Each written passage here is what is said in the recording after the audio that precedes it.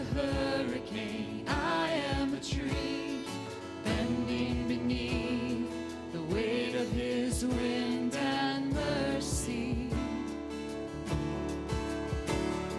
And all of a sudden, I am unaware of these afflictions eclipsed by glory. I realize just how beautiful you are and how great your affections are for me. Oh, how he loves us so. Oh, how he loves us. How he loves us so.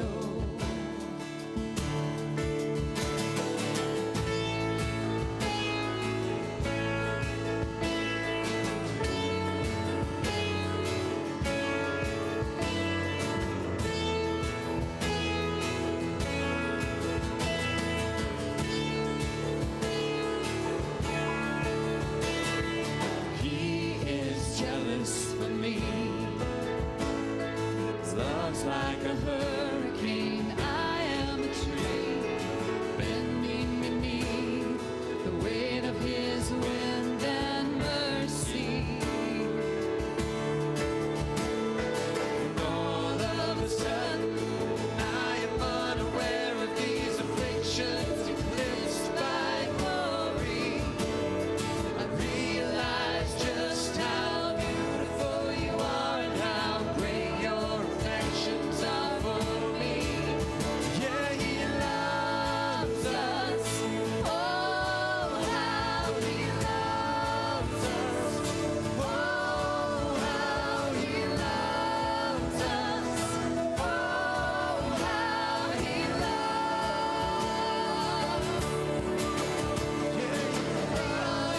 Portion and he is our prize, drawn to redemption by the grace in his eyes. Grace is an ocean we're all sinking. So heaven meets earth like a sloppy wet kiss. My heart turns violently inside of my chest.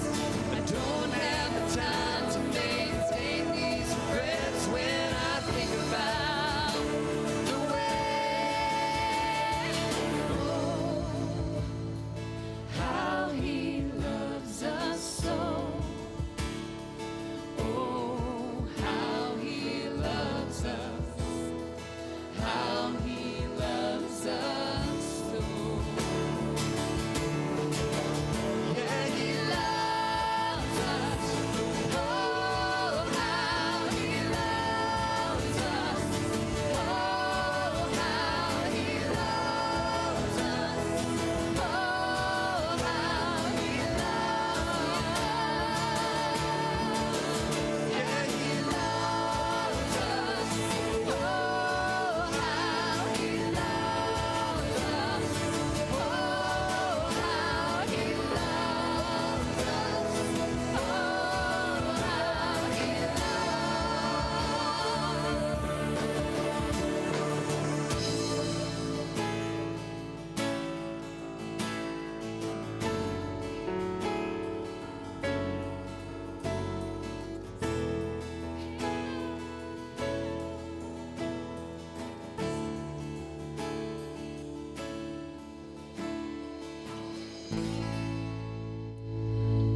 This morning, I'd like us to consider being stewards of the legacy. Stewards of the legacy. On this day that we recognize as Mother's Day, I shocked a few of the senior gentlemen this morning when I shook their hand and I said, "Happy Mother's Day," and they kind of went, And I said, "Well, you remember your mother, don't you? You know, I'm holding mine in my heart. I'm sure you're holding yours in your heart as well." And so I look at Mother's Day as a time for all of us to give thanks for those that have nurtured us in a mother's way. Even the gentlemen, I think in Scripture, where the Lord is likened to a hen that gathers her brood under her wing. and offers protection, that feminine side of us. And so we celebrate together. And part of that legacy that we have, being a steward of the legacy, of being one of continuing what we have received and passed on to the next generations. And we sang the heart of that, of being instruments of God's peace. Where there's hatred, to be people of love. Where there's dissonance, to bring harmony. Where there is hopelessness, to be people of hope in the midst of that hopelessness, to speak of God's presence. And where there is darkness, to bring the light of God's love. And we're invited into that responsibility, if you will, of being stewards of the legacy. That legacy is indeed spelled out in John, where John writes or speaks to his disciples, and he says to them, "If you abide in me, my words abide in you. Ask whatever you wish, and it will be done for you. My Father is glorified by this, that you bear much fruit and become my disciples. As the Father has loved me, so I loved you. Abide in my love. And if you keep my commandments, you will abide in my love, just as I have kept my Father's commandments and abide in his love. I have said these things to you so that my joy may be in you, and that your joy may be complete. This is my commandment, that you love one another as I have loved you. No one has greater love than this, to lay down one's life for one's friends. You are my friends, if you do what I command you. I do not call you servants any longer, because the servant does not know what the master is doing, but I have called you friends, because I have made known to you everything that I have heard from my Father. You did not choose me, but I chose you, and I appointed you to go and to bear fruit, fruit that will last, so that the Father will give you whatever you ask in my name. I am giving you these commandments so that you may love one another."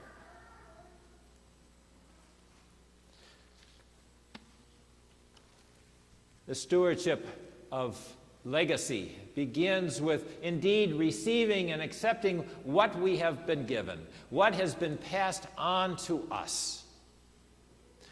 One of my keenest memories on this Mother's Day of my mother is in the house in which we lived. There was an oil heating stove that was high enough that as a young 8th grader, 7th grader, I could sit there with my elbows, kind of lean on this oil-burning stove and gather in the heat on Friday nights, and my mother was standing next to me, and you know what she was doing.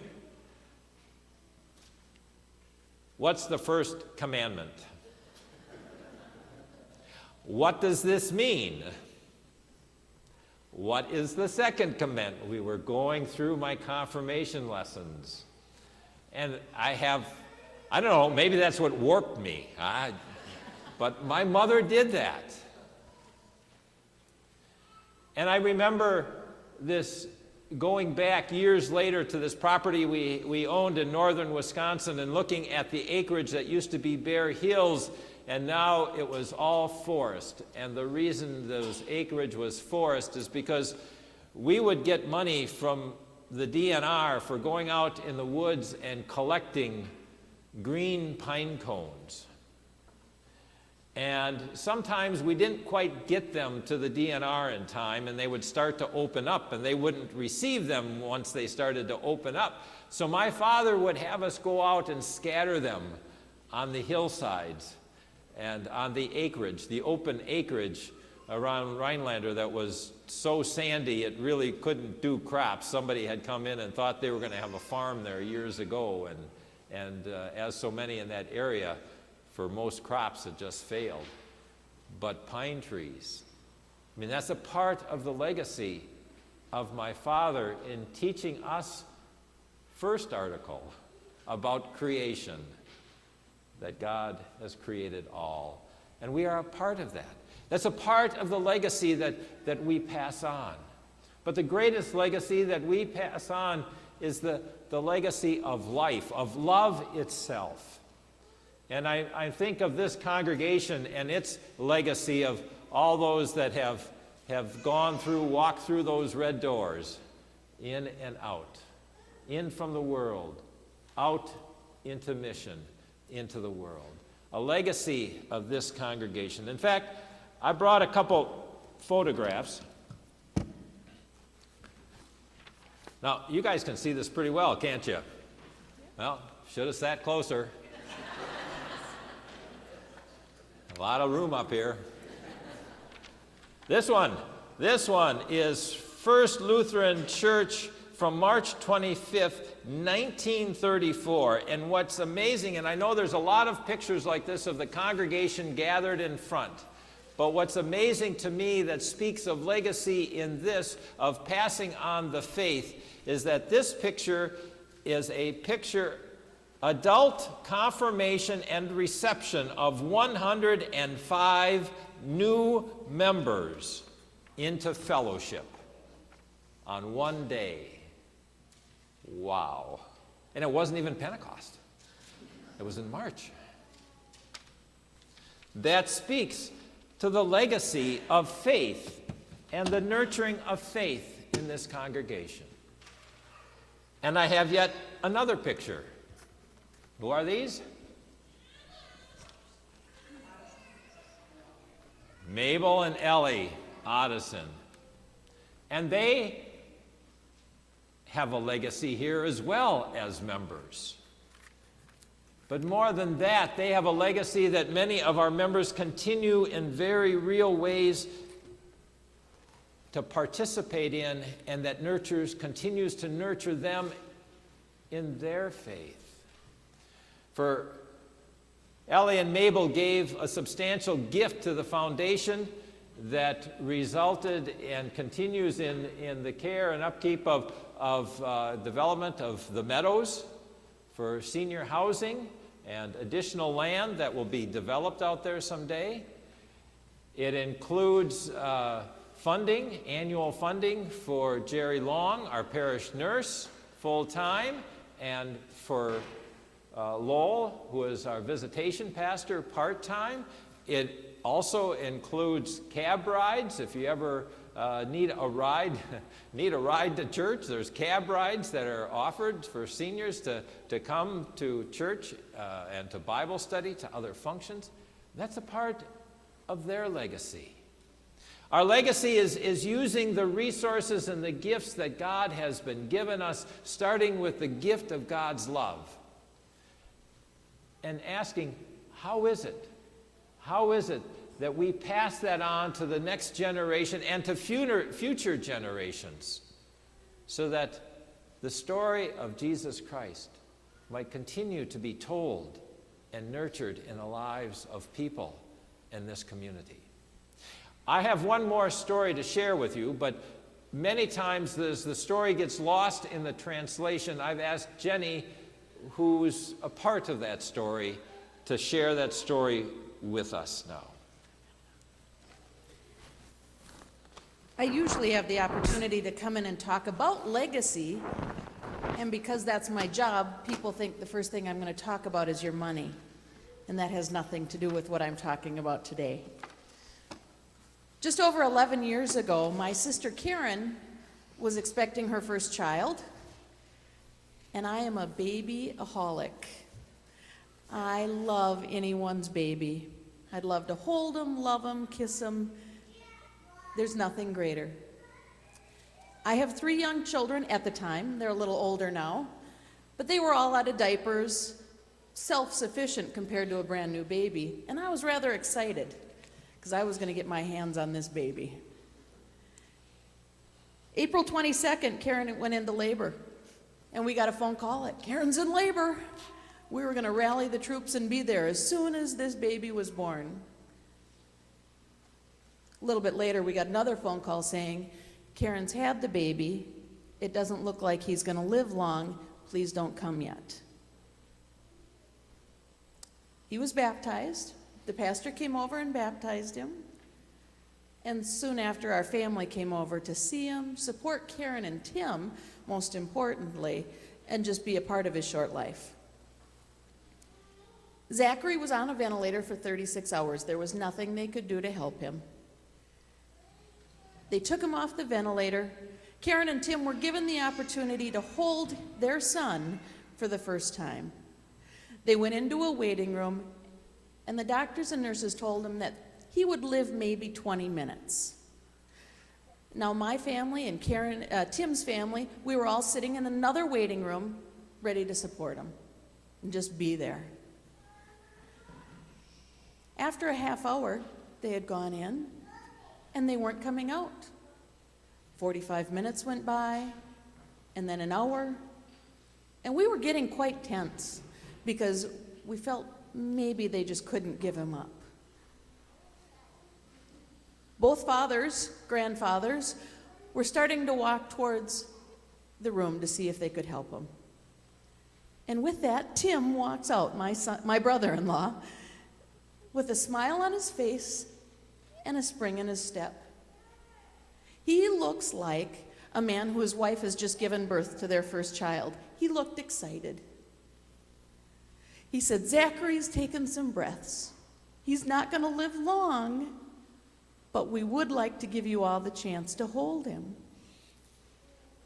I know I held him for 10 minutes. I've got pictures that are some of my most prized possessions of me holding Zach.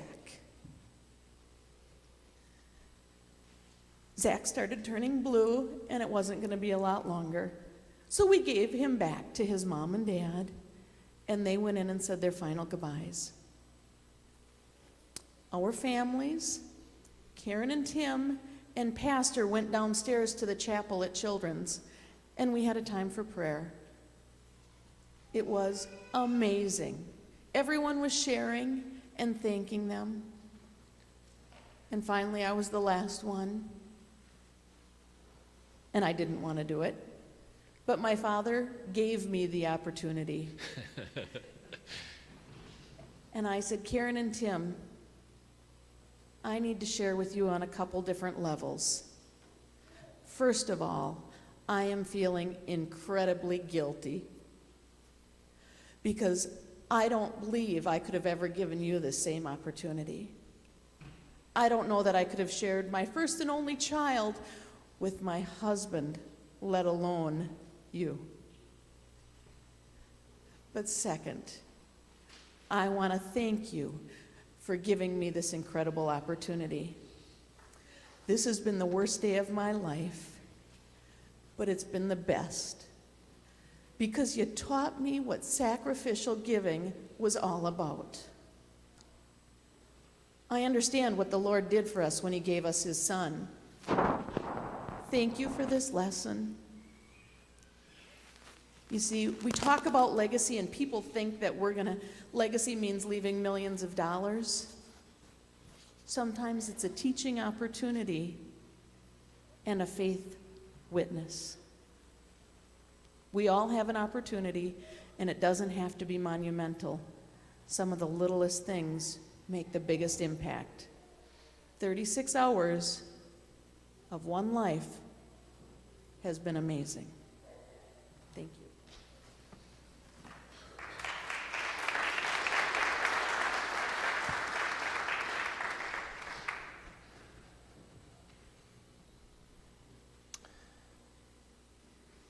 In the lesson that I read, Jesus said, "And I appoint you to go and bear fruit, fruit that will last, fruit that will last." On this Mother's Day, on this day, sixth Sunday of Easter, I ask you, what has been given to you? not only by parents, but by others, through the church, through other people in the world? What has been given to you that lasts? That lasts in your memories, that lasts and supports you for who you are as a person. And I ask you a second question, and that is, how are you stewarding that legacy? What are you passing along, and how are you passing it along so that others might know the incredible gift of life, of true life that we receive through Jesus Christ? And may that legacy that you have be wrapped up and delivered to the next generations with the gift that God has wrapped us up with, and that is God's very love. May you abide in his love as he abides in you. Amen. Lead on, O King, eternal, till sin's fierce war shall cease, and holiness shall whisper the sweet amen of peace.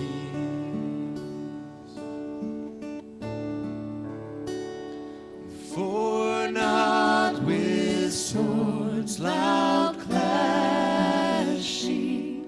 nor roll of stirring drums, but deeds of love and mercy, the heavenly kingdom come.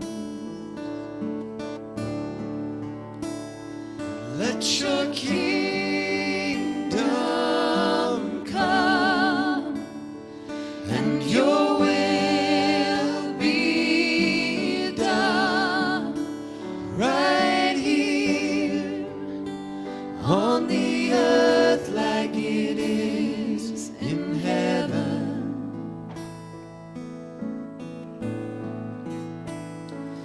Lead on, O King eternal,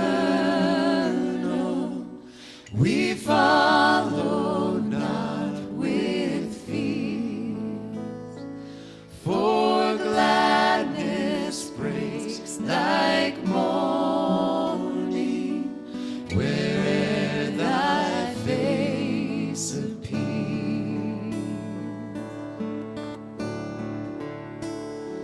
Let your kingdom come, and your will be done, right here on the earth like it is in heaven. Let your kingdom come, and your will be done, right here on the earth like it is in heaven.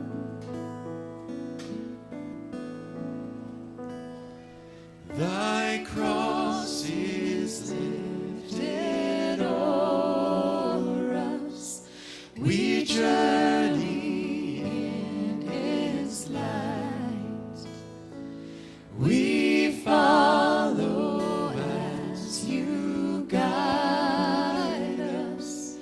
Lead on, O God of might.